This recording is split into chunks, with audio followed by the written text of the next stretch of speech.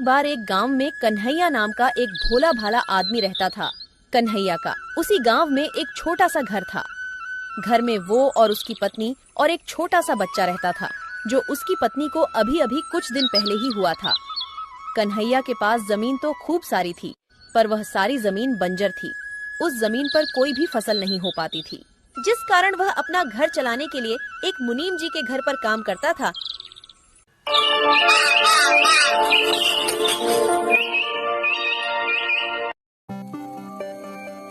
भाग्यवान, ओ भाग्यवान, आज मुझे मुनीम जी के पास बहुत सारा काम है। आज मुनीम जी का अनाज बाहर शहर बिकने को जाएगा, तो मैं आज खाना खाने नहीं आ पाऊंगा। तो तुम आज मेरा खाना किसी के भी हाथ मुनीम जी के घर तक पहुंचा देना। फिर कन्हैया मुनीम जी के घर पर काम के लिए निकल जाता है।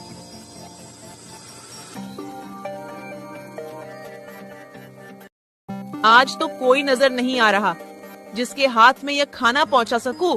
लगता है आज मुझे ही खाना देने जाना होगा।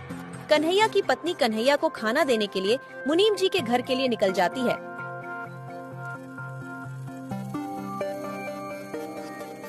मगर रास्ते में उसे एक सांप काट लेता है। अरे, ये किसने काट लिया? मुझे कांटा तो छुआ नहीं है। कितना दर्द हो रहा है। सांप काटते ही वह जमीन पर गिर जाती है और वहाँ पर खूब सारी भीड़ इकट्ठा हो जाती है। कन्हैया लाल, अभी अभी गांव से एक खबर आ रही है कि तुम्हारी पत्नी को एक सांप ने काट लिया है। तुम्हें तुरंत ही उसके पास जाना होगा। कन्हैया चौंक जाता है और कन्हैया वहाँ से तुरंत ही निकल जाता है। मगर कन्हैया की पत्नी नहीं बच पाई।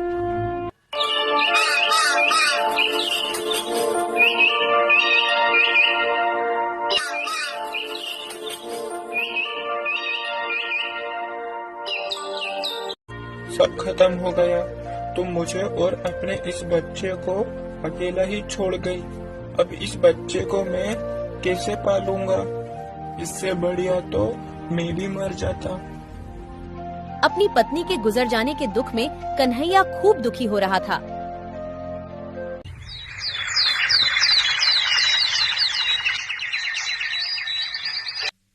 कुछ सालों बाद कन्हैया के जीवन में खुशी का माहौल बनता है। राजेश बेटा अब तक खूब बड़ा हो चुका था और उसकी बिजली विभाग में सरकारी नौकरी लग चुकी थी। आज बेटा तुझे लड़की वाले देखने आ रहे हैं। आइए आइए, आपका स्वागत है मेरे छोटे से घर में। राजेश को लड़की वाले देखने के लिए आते हैं और राजेश का रिश्ता नंदिनी के साथ पक्का हो जाता है। फिर कन्हैया अपने बेटे की शादी बड़े ही धूमधाम से करता है। फिर शादी के कुछ दिन बाद, नंदिनी, ये लो पैसे, जरा अलमारी में रख देना। अरे बाप रे, इतने सारे पैसे! बेटा राजेश, तू इतने सारे पैसे कहाँ से लाया? तेरी तो इतनी तनख्वाह भी नहीं है। अरे पिताजी, ये तनख्वाह नहीं है। अब मैं तुम्हें कैसे समझाऊं? पिताजी, इसे अंग्रेजी भाषा में कमीशन कहते हैं। मतलब तू लोगों से घूस लेने लगा है? और क्या पिताजी। बेटा, तुझे तेरी माँ के गुजर जाने के बाद भी मैंने तुझे पढ़ाया लिखाया और इतनी बढ़िया नौकरी के काबिल बनाया, और आज तू उसी कुर्सी का फायदा उठाकर गरीब लोगों से घूस ले रहा है। तुम्हें क्या पता पिताजी, ईमानदारी के रास्ते पर चलने वाला हमेशा पीछे रह जाता है। आजकल जो ईमानदारी के रास्ते पर चलता है वो हमेशा पीछे ही रह जाता है। ईमानदारी पर चलेंगे तो धीरे धीरे आगे बढ़ेंगे, और अगर थोड़ी बहुत घूस खाकर आगे बढ़ेंगे तो बहुत जल्दी आगे बढ़ेंगे। पिताजी, बेटा, जो ईमानदारी के रास्ते से धीरे धीरे आगे बढ़ता है वो बहुत लंबे समय तक टिकता है। जो ये घूस खाकर आगे बढ़ता है वो बहुत ही जल्दी बर्बाद होता है। और आगे तेरी मर्जी। और कन्हैया इतना कहकर अपने घर से निकल जाता है। ठीक ही तो कह रहे हैं कि घूस लेना पाप है। पिताजी की बात तो मान लो। तुम भी चालू हो गई। पिताजी मुझे कम सुना के गए हैं क्या? घूस लेना पाप है। अब मुझे मेरा खाना दे दो, ऑफिस के लिए लेट हो रहा हूँ। इसी तरह कन्हैया का बेटा राजेश लोगों से घूस लेने लगा था।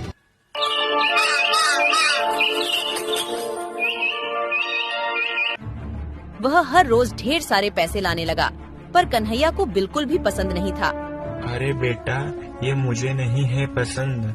तू मेरे लिए ये लोगों से घूस खाना बंद क्यों नहीं कर देता? अरे पिताजी, तुम तो मेरे हाथ धोकर पीछे ही पड़ गए। घूस घूस लगा रखा है। मैं ये घूस लेना बंद नहीं कर सकता। तुम्हें मेरे साथ रहना हो तो रहो, वरना यहाँ से निकलो। तुम्हें जरा सी भी शर्म नहीं है? कोई भला अपने पिताजी से ऐसे बात करता है? क्या वो क्या गलत कह रहे हैं? ठीक ही तो कह रहे हैं कि घूस लेना पाप है। कोई ये पाप वाप नहीं है। आजकल सब ऐसे ही काम करते हैं। और तुम ज्यादा मेरी अम्मा मत बनो। तुम्हें भी इस घर में रहना हो तो रहो, वरना तुम भी यहाँ से निकलो।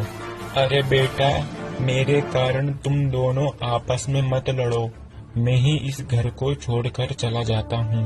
अरे पिताजी, इन्होंने तुम्हें गुस्से में आकर घर छोड़कर जाने को कह दिया है। आप तो सच में घर छोड़कर जाने को तैयार हो गए। तुम कहाँ पर रहोगे? बेटा, तू मेरे रहने की चिंता मत कर। मैं तो कहीं पर भी रह लूंगा। इतना कहकर कन्हैया घर छोड़कर चला जाता है। अरे तुम कैसे बेटे हो जो अपने पिता को घर छोड़कर जाने के लिए एक बार भी नहीं रोका? कन्हैया अपना घर छोड़कर मुनीम जी के घर पर जाता है।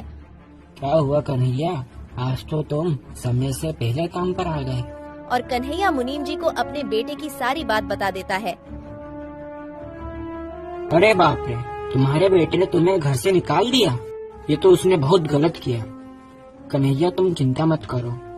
आज से तुम मेरे साथ मेरी ये हवेली में रहोगे।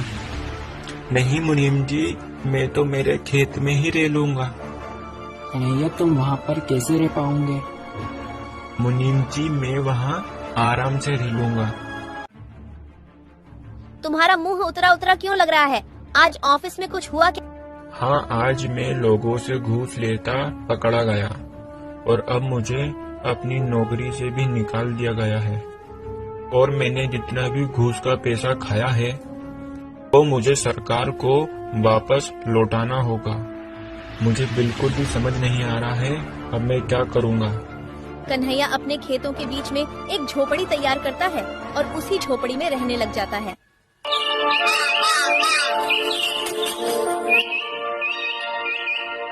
मुनीम जी कन्हैया से मिलने उसकी झोपड़ी पर जाते हैं। अरे मुनीम जी, आज तुम्हारा ये मेरी झोपड़ी में कैसे आना हुआ? अरे कन्हैया, आज तुम्हारे लिए एक खुशखबरी है। अरे जो तुम्हारी बंजर जमीन थी ना, वो एक फैक्ट्री निर्माण के काम के लिए खरीदी जा रही है, पूरे 5 लाख रुपए में। क्या 5 लाख रुपए? मुनीम जी, मुझे तो आपकी बात पर विश्वास नहीं हो रहा। अरे मेरी बात पर भरोसा करो, मैं सच कह रहा हूँ। ऊपर वाले ने मेरी सुन ली।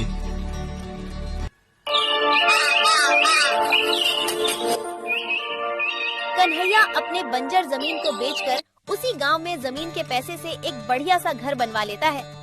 और उधर सरकार द्वारा पैसे लेने के बावजूद सरकार उनका घर भी जब्त कर लेती है, जिस कारण राजेश और नंदिनी को घर खाली करके जाना पड़ा।